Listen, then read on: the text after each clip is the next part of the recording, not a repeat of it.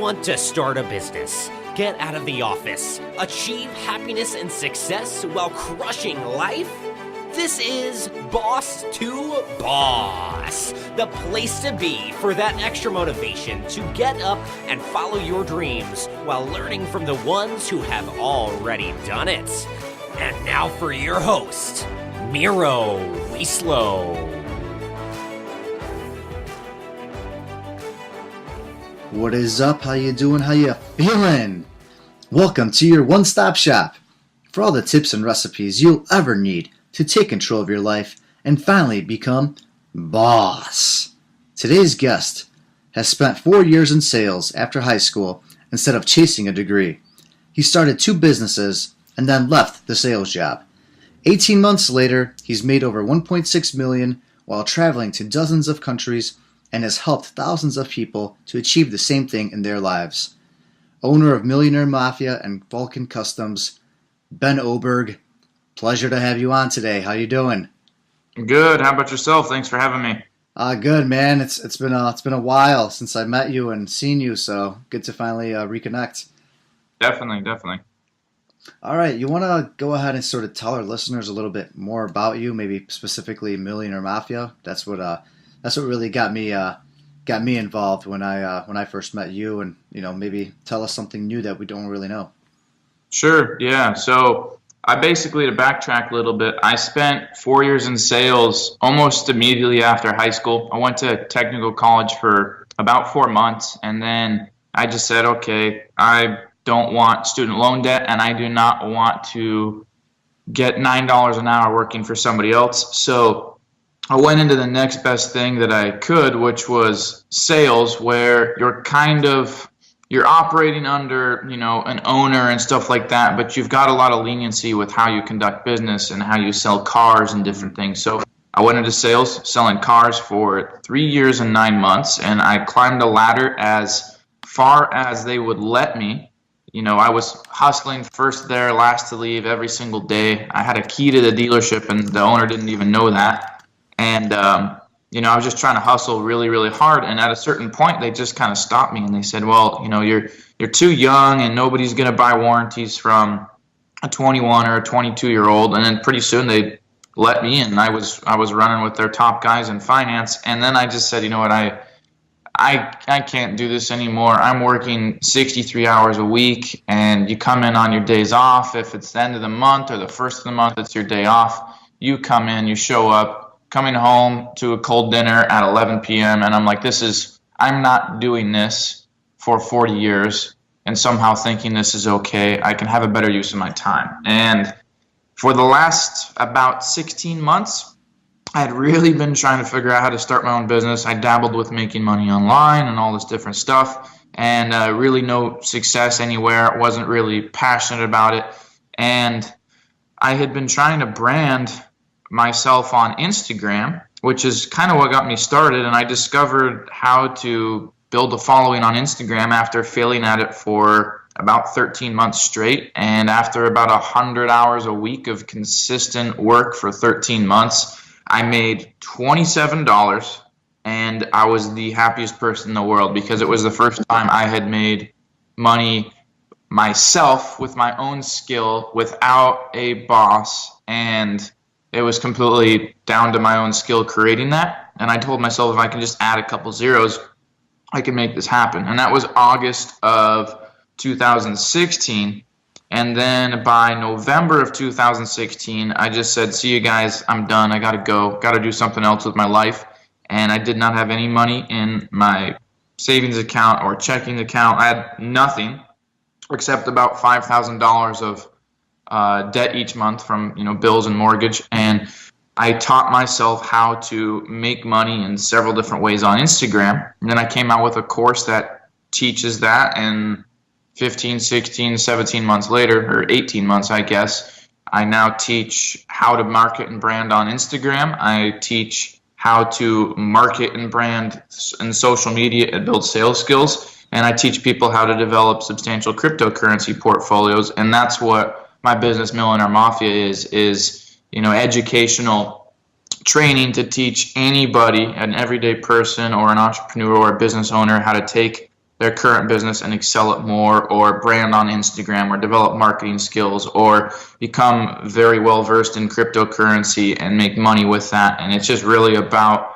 you come to Millionaire Mafia to create massive success. And I just firmly believe that college is not the only answer, and most of the time isn't the answer, and that there's a way to achieve financial freedom and time without having to have $60,000 of student loan debt. So that's kind of the premise and core of Millionaire Mafia. That's some great stuff right there. So you want to kind of take us back when you made that $27 on Instagram? How was that? Would you just get like a ad revenue, or what was it?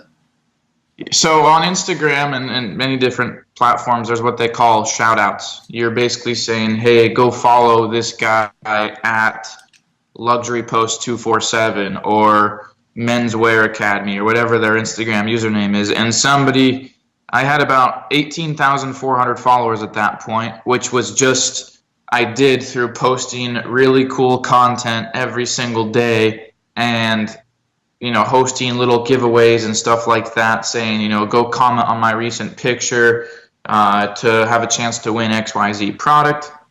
And they would do that, and I wasn't really spending any sort of money, but you get enough traction in a short amount of time on a post, it goes viral, it goes on Instagram's main page, and then that's where you get the targeted followers following you from that. So I developed a following of about 18,600 followers at that point, and somebody messaged me and said, rates ?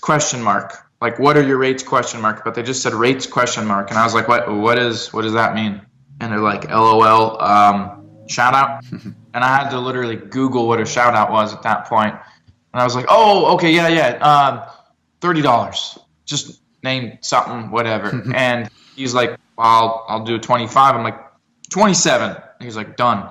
And I was like, whoa, so I just have to post a picture and say, go follow this guy. And that's what it was. But that really opened my brain and opened up wanting to explore more. And I was like, okay, well, if you can do that, there's got to be so many other ways to make money on Instagram. And heck, if I have a bigger following, I can probably charge more. But along the way, there's got to be something else I can do, like generate traffic to my own products, or start branding myself, or use the knowledge I have to build an account and actually sell it, or something like that. And sure enough, there was, and I discovered literally like 17 different ways to monetize just Instagram alone. And many ways you didn't even have to have a product yourself, or a business, or even be an affiliate marketer. So it was really a lot different for so many people that had looked at the typical ways of making money online, like affiliate marketing or Shopify or something like that, and is so different. So it was new and different to me, and it was new and different to a lot of other people. So a lot of people started wanting to learn from me, and that was the very first training that I came out with Millionaire Mafia. And now we have thousands of members, and many members have produced multiple six figures in a year's worth of time from that knowledge. So it's very well worth it. Awesome. Well, so pretty much is that something that we could learn more about through your programs? You said there's like 17 different ways to monetize Instagram. Like I didn't even know that. Instagram is definitely a new animal to me, or it's been newer over the past year or 2 years. Is that something that's available in your course? Yes, everything. And I keep everything up to date, because Instagram, like Facebook or like Twitter or like anything, is constantly changing and improving, and you kind of have to adapt with it, which isn't a big deal. So we keep everybody up to date on that. And we've got Facebook groups for, daily updates and different things. And anytime there's, a change or an update with Instagram that we need to address, then we address it in the training and add information as much as we can. And that's where can everybody find that at? What is the main website that all this info is located at? Yeah, best place to go is MillionaireMafiaEmpire.com. So once again, that's MillionaireMafiaEmpire.com. Okay, yeah, just wanted to make sure, because I know you got like MillionaireMafia.info. Is that the older website? MillionaireMafia.info. Yes, it should be. That would be an older website. There's so many different websites. I think we have like 15. But Millionaire Mafia Empire. That's the main one, right? Yeah, it's going to have everything on there, what the entire Millionaire Mafia is about. It'll have all the information for everything on there. Yeah, and then, you could go on Instagram directly itself and just search at Ben Oberg, and just find you right there and see exactly the kind of posts that we're talking about, which are definitely very eye-catching, controversial, I guess you can say, right? Mm-hmm. Yeah. Yeah. At first, the strategy was post cool shit. If my life is not cool, post cool shit. Because I was in a lot different place than I, 2 years ago than I am now, and I'm sure, next week, next month, next year, it'll look a lot different for me as well. But now I post all my own content. I very rarely post anything that I have not shot or has been shot for me, or is content we've captured on a trip or a vacation or an event I've spoken at. So it's very, very much personal branded content, which is important to me because I want people to follow me for me. I want them to follow Millionaire Mafia for Millionaire Mafia and what it's about and what I'm about and what the vision is. So that's very important, and that's why I chose Instagram, because it's where brands are born. Facebook isn't where brands are born. Instagram is where brands are born. So I've put a lot of time and effort into it, and it's paid off. And why would you say that, Instagram over Facebook? Well, because you have Instagram, for example, is the fastest, most rapidly growing social media platform. It's not the most widely used, but for the last 2.5 years now, it's increased in new users by 27% more than Facebook. And Twitter, Tumblr, LinkedIn, Pinterest don't even have anywhere near the growth numbers that Facebook does. It's 83% more engaging than Facebook as well, which basically means if you have 100 friends on Facebook, you're going to have more engagement, meaning more likes or comments or more saves on a photo on Instagram with just 20 followers. And so with Facebook, you're usually reading posts in a feed, and then if somebody likes and comments on that, then that you're friends with, all of a sudden that's going to show up to you and things like that. And you're usually reading a lot of text, and pretty soon, to me at least, it all looks very the same.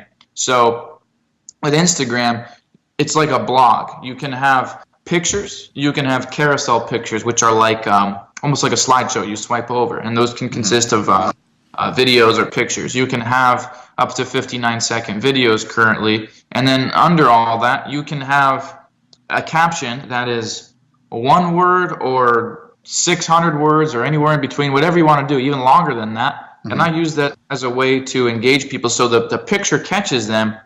But a lot of people on Instagram, they want to read too. So what is that about, or why am I posting this?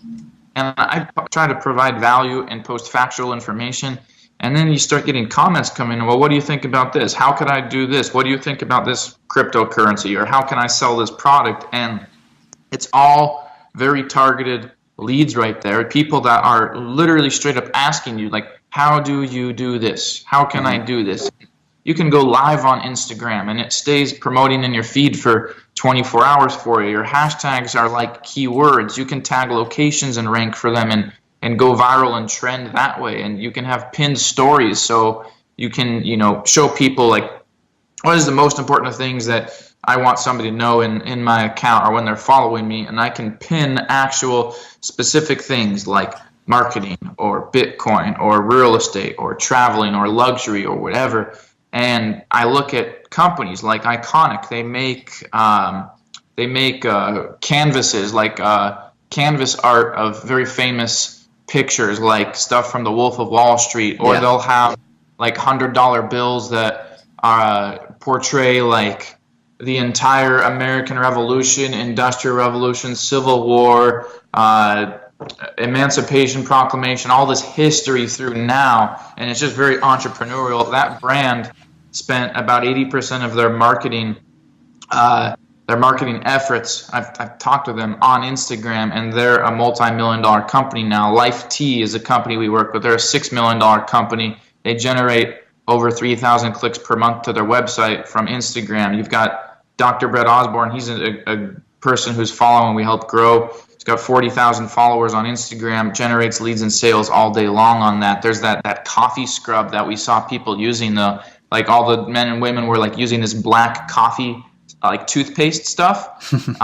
That was an Instagram brand. The original fidget spinner was branded on Instagram. So I say that because I've seen it firsthand, and I don't see people, brands going viral on Instagram. Or on Facebook, excuse me. What I see on Facebook is stuff like, well, I woke up today and not feeling so good. I would appreciate your prayers. My headache is still here. Thanks for the love and support. And it's like, okay, well, I'm not really on Facebook to know about your cold or your sinuses today. So I just take Instagram very seriously because I see a lot of people succeed on there, and it's got a very, very fast growth right now. For the last 3 years, Facebook owns them for a reason, and it's really paid off big for me as far as income goes. So let's just say the growth doesn't continue, though. Are you ready to, switch paths and go into something else if the need arises? I would have to. I wouldn't say I'm necessarily ready, but I would have to. That would be like Google going away, or Facebook, which I still use Facebook quite a bit for business. But if anything like that went away, there'd be a huge dent, and so there would have to be a migration over to something else. I mean, if Google went away, that'd be a huge dent in my business. Facebook went away, that'd be a dent in my business. Instagram went away, that would definitely be a dent. I wouldn't say I would be ready right now. I would have to adapt. I would have to adapt and overcome and figure something else out. But with that being said, that is why I don't put all my eggs in one basket, and I focus on building multiple streams of income, for one, to protect exactly things like that. And then for two, within those multiple streams of income, you pull them from multiple resources. So for example, my online education, my digital trainings, well, I produce sales from that from affiliates. I produce sales from that from my blog, from a ranked SEO site, from Facebook, from Instagram. So it's unlikely that all 5 of those will go away, but by securing that income stream in 5 different aspects, or 5 different veins, I'm protecting that income stream from depleting.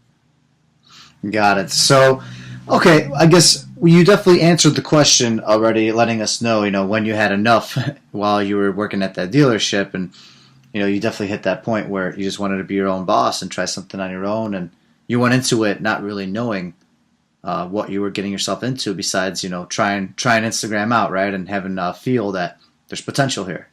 Right? Exactly. I mean, is there anything else that we're missing in that part, you would say? No, I think the biggest thing, the reason that I was successful is I remember going in every single day. Like here's a typical day when I was working. Yeah.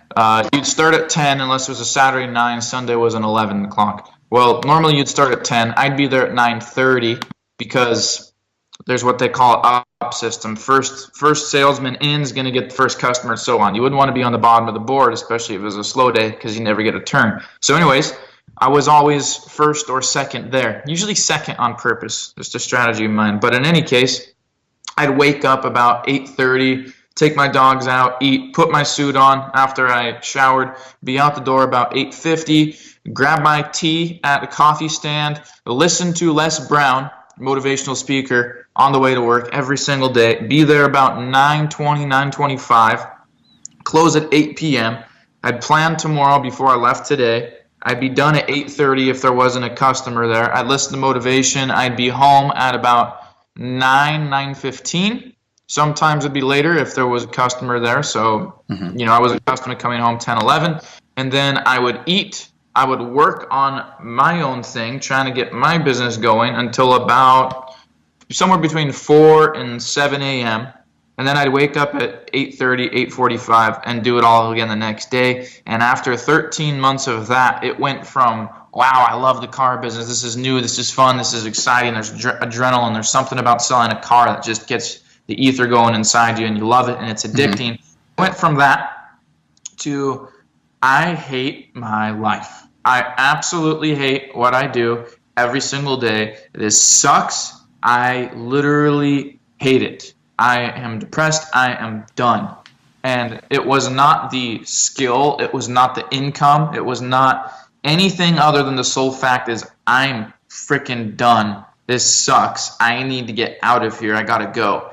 And I think everybody's different, but I absolutely believe that you grow the most when you put yourself in the position when it's do or die, sink or swim. And that's something that Les Brown says. All these people think, oh, I'll do this once I have $100,000 saved up, or I'll do this once I have this, or once I have a security net. When you have a safety net, the other way of looking at that is you're just telling yourself, I'm going to fail. You're literally saying to yourself, if it doesn't work out, at least I have this. So you're already telling yourself you plan on failing. So when you put yourself in the position where it's do or die, sink or swim, your back's against the wall, and the only way to go is forward. One quote that Les Brown says that I absolutely love, and this is why I listen to him all the time, is he said, you're going to find that you're going to sink and die, or you're going to develop real strong swimming legs. And you don't sink and die because it's just not a human quality to purposely fail. So when your back's against the wall and you're going, okay, I've chosen to never work for somebody else again. That is not an option. It's November 4th of 2016. I've just quit my job. I'm home. I don't have any money in the bank. I just have $4,000 or $5,000 a month of debt and all these different obligations and responsibilities. I am putting myself in the position where I've decided I'm not going to work for anybody else. And now I've got a month to make all the money from my mortgage, all the money for my car payments, this and that, and just plain living expenses. What am I going to do? And I just started grinding anything I could. I was building websites for people. I was making content for their Instagram accounts. I was going live on Facebook. Absolutely anything that I knew just a little bit about, I was offering as a service to people. And I was reaching out to people. And just a combination of different things started pulling that income for me. But what I did is I put myself in the position where I had to win. And out of that, I saw skills and talents and abilities that I already had, but they were just dormant. I never had to use them before. Never once had to use them before. And I think that's why many people that succeed, and most people fail because they don't look at it like that. They want to have a safety net. They want to have a security, and they don't develop that mindset. And without that mindset, you don't win. And so I firmly believe you got to put yourself in the position where it's do or die, sink or swim, and out of that, you discover talents and abilities and skills that you already have that you've never had to rely on before. And that is the one pure thing that got me where I am today. Everybody wants some sort of secret to quote unquote making it. There's no secret other than hard work and putting yourself in the position where you have to create, where you have to produce results. Because if you don't, you're screwed. And I think that's the very best thing. Especially, I think it's even better if you have tons of debt or if you have something dragging you down. It just makes it that much better. That's what got me to where I am today. Yeah, right. You got to have that little push, that fire kind of lit underneath you. Exactly. For sure. So let's just say there had to be at least like one mistake you made along the way, right? You want to tell us a notable one that you learned from, that you're still learning from? Yes. I was not good at saving my money at first. I started being successful and I saved up about 50 grand, and instead of reinvesting that or putting it into cryptocurrency, which I wish I would have put more in, instead of really doing anything with that, I blew it on vacations, which, it's kind of a catch-22 because I did produce really good marketing content from that, and in one way, shape, or form, that most definitely produced leads and sales for me and made me money directly or indirectly because of what people saw I was doing and the life I was getting to live and stuff. But for sure, so that money would have been better spent if I'd gone, okay, I'm going to take 40% of what I've saved or 60% of what I've saved, and I'm going to reinvest it. I'm going to, get SEO going. If I'd gotten SEO going, a year ago, I would have been producing a lot more income. But granted, My business is a lot more well established now to be doing that. Bottom line I'm saying is I should have saved more money, and I should have reinvested a lot of that into things that were going to take my business and excel it more on the path that I wanted to go down. I should have saved more money, and I've gotten a lot better since then. But one thing I will say is a lot of people save to save, and I don't save to save, I save to invest. There's no point in sitting on 50 grand if it's going to be worth 50 grand next week, next month, or next year. So you use that money to invest in things in your life or in your business that are going to make more knowledge, that are going to produce more leads or sales, and create more income. And that's probably one thing that I would do, because a lot of people, I think, like myself, they'll go, whoa, I made all this money, cool, let's go blow it. Let's go do something with it. Let's go live the life now. And things can change very quickly. PayPal can keep your money. They did that to me. They lock it for 6 months, and then your mortgage payment bounces. You don't have any other money to work with. Your merchant accounts can get shut down, or Visa can stop processing and saying, okay, well, we don't like your business model, so sorry, we're just done.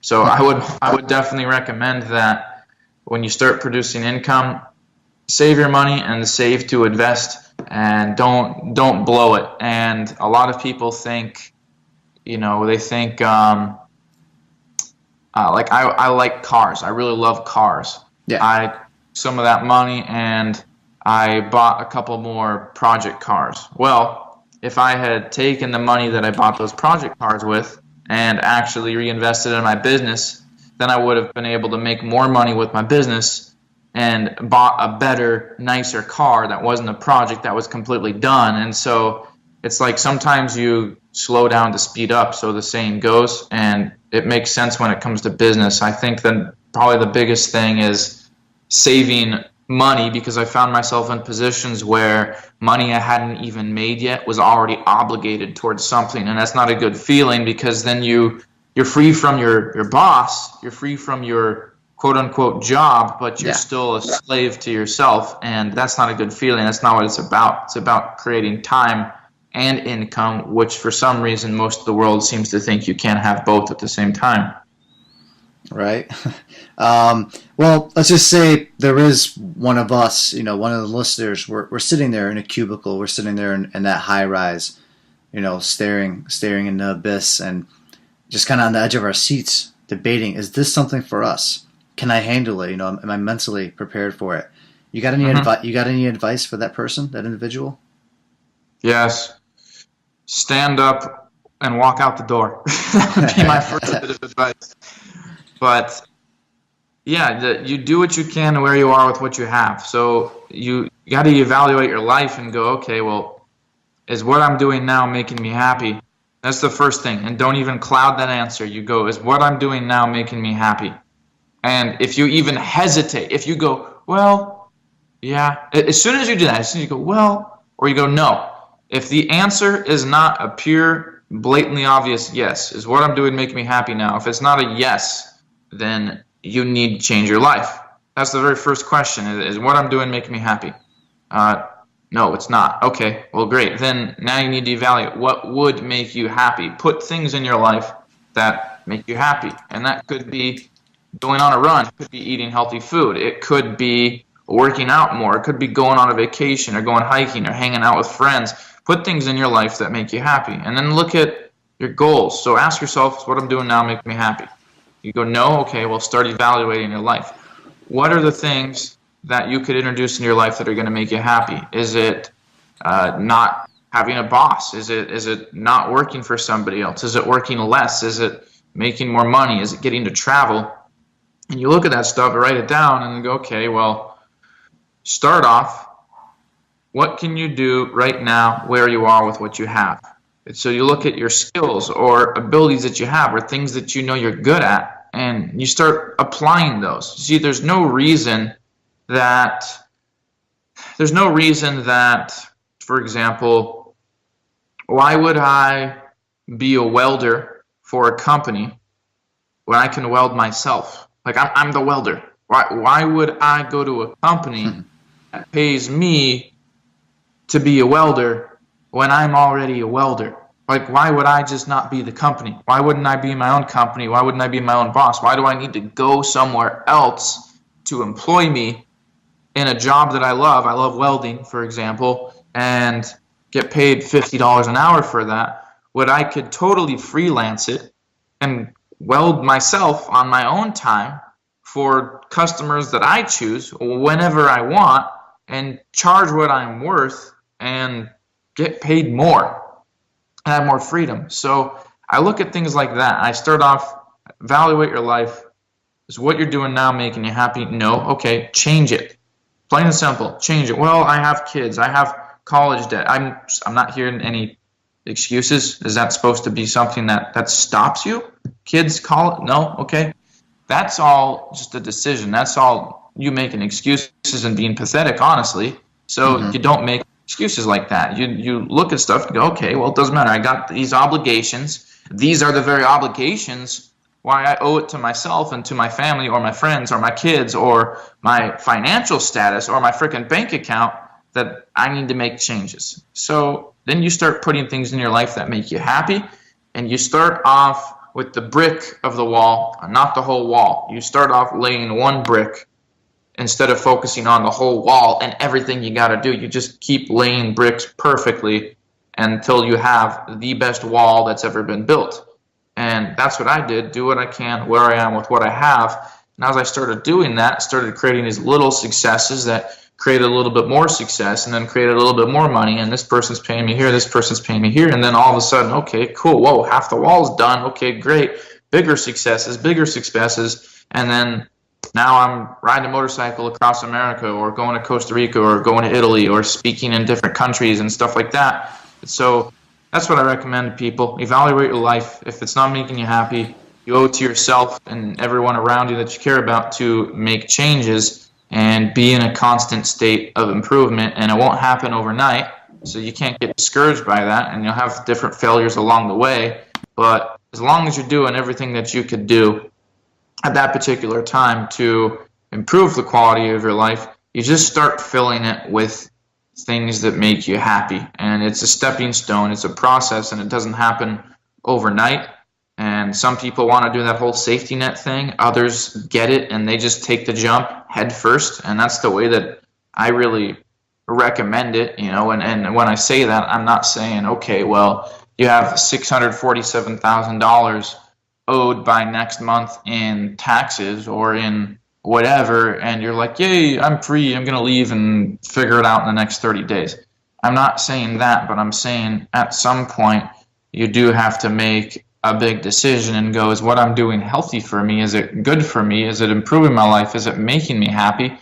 Because most people look at stuff and they go, well, I have a job, I have a roof over my head, I've got my cookie cutter house and my 2-car garage and my 2 kids and my dog and my wife, and I should be content with that. Well, there's a lot more to life than that. And when you're spending half of your life working for somebody else for 40 years to get a gold watch and retire with your Roth IRA at 65, you have spent the majority of your life doing things for other people that don't give a shit about you and for companies that don't give a shit about you.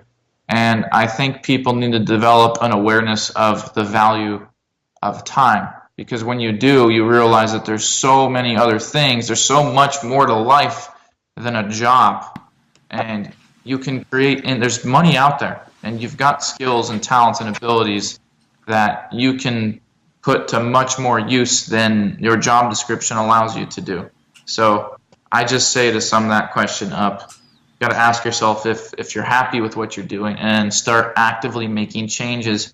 And you can start with the small things, and you build up and build up and build up, and eventually it snowballs into putting yourself in the direction that you want to go. And that snowball just keeps rolling down the hill, and all of a sudden you find yourself, not in a job anymore. You find yourself much happier, developing time, or having a little bit of extra money, and not just spending your weekends going on a picnic to church and then paying bills and then back to work. So that's what I would say. No, man, that's a great way to put it. And there's definitely money out there to be made, and that's why we speak to, amazing and influential individuals like yourself, like you, and others that I interview, to hopefully give these listeners an idea that there are ways to make money out there. You just kind of got to get up there and do it and try it out and figure out what's right for you. All right, well, now on to our listeners' favorite segment of the show. Welcome to the round with no name, because they're all taken. So for this part of the show, you're going to get exactly 5 seconds to at least make your first initial response to each question that's coming up. And let's just say, we don't want you to go over 5 seconds. Otherwise, my producer, who's in the back room here, he comes out. I don't know what he does. Breaks legs, starts screaming at me, but we'd rather not have to deal with him. So let's just keep it at the 5 seconds. Are you ready for the first one? Yep. All right, here we go. Your favorite book. How to Win Friends, Influence People. Great one. You're stranded on an island. What is the one item that you want with you? Flint and steel. Who was or currently is your greatest mentor? Oh gosh, I would say Tom Parr. Okay. Is entrepreneurism a fad? No. Is voice, specifically podcasts, the future? I would beg to differ. What is one item that you consume every day, a food or drink item, that makes you different from everybody else? Avocados. All right. That was nice and quick. You survived. Hope the pressure's off of you and you can move on with your day now. You want to elaborate on anything? You state that voice being the future. You beg to differ. What would be your answer to that if it's not voice? Well, you said specifically podcasts, and I think there's a lot of different forms of communication. So when you said voice, yes, specifically podcasts, I wouldn't say I would eliminate it down to just that, because I think that public speaking is very strong. I look at a lot of people, like I was at a Jay-Z concert a couple months ago. You got 70,000 people in the audience, and people like celebrities, people like Ty Lopez or Jay-Z or Logic, you see the way they can move an audience when they're in their element, which is, on stage. It's incredible. Or I went to Kevin Hart. He had the Spectrum Center in Charlotte, North Carolina, sold out for the first time in 6 years. It's crazy how much influence people like that have with their fans and with society also. And I think that public speaking is huge. I think that's absolutely huge. And social media. I think that, Instagram and YouTube and Facebook, especially YouTube when it comes to speaking. I mean, everybody uploads their stuff to YouTube, singers and motivational speakers and car companies, stuff like that. So I think that obviously voice, most definitely, but not necessarily podcast. I think that there's huge opportunity in social media and with public speaking. That's a great way to look at it and break it down. All right, Ben. Well, it's been a pleasure having you on. If the listeners want to find more about you and just more about your brand, and take a look at your lessons and maybe just do like a trial run, see if if this is for them, definitely they got to check out MillionaireMafiaEmpire.com. And you're definitely all over social media, as it's pretty obvious, Instagram, Facebook. So definitely everybody should check them out. That's for sure. So what any other places you would want us to check you out, or does that pretty much cover it? Facebook, it's just Ben Oberg. They can type that in, and then they'll be able to tap into all my other Facebook groups and stuff like that. Instagram is Millionaire Mafia _ each side of it. And then as far as everything else goes, MillionaireMafiaEmpire.com. That's probably going to give them the best representation and kind of all the information. So I'd say that's it. All right. And you want to share with us what your next step is, where we can find you next, and kind of just, have your own closing thoughts? Yeah, physically where you're going to find me next is Australia, because I'm selling my house and I'm going to move to Australia for a few months. But next step for me, man, that's a mile long, but really it's just to globalize my brand be known as the place where you come to create success. And that's everything that I can do and constantly educate people on. That's cryptocurrency, that's marketing, that's Instagram, that's social media monetization, that's personal branding, it's sales funnels, it's all of that stuff and more. And just really focusing on building the brand. I'm not an affiliate. I don't promote other people's stuff. I never will. I'm about Millionaire Mafia. I'm about my brand and taking it across the world and being found in all four corners of it, or all corners of it, excuse me. And just really globalizing it and adding as much value and educational opportunities as I can to it, and using that to help fuel people's success in life. All right, awesome, Ben. Well, it's been a pleasure having you on. I know the listeners will get a lot of great insight from this, and they'll be sure to check you out. That's for sure, man. We'll definitely talk again soon. Awesome, sounds good. Thank you. That is all for this episode of Boss to Boss. Your next step is to visit boss2boss.com, where you will find proven techniques followed by professionals to help you make that next step. Again, that is boss2boss.com. And remember, the time is now.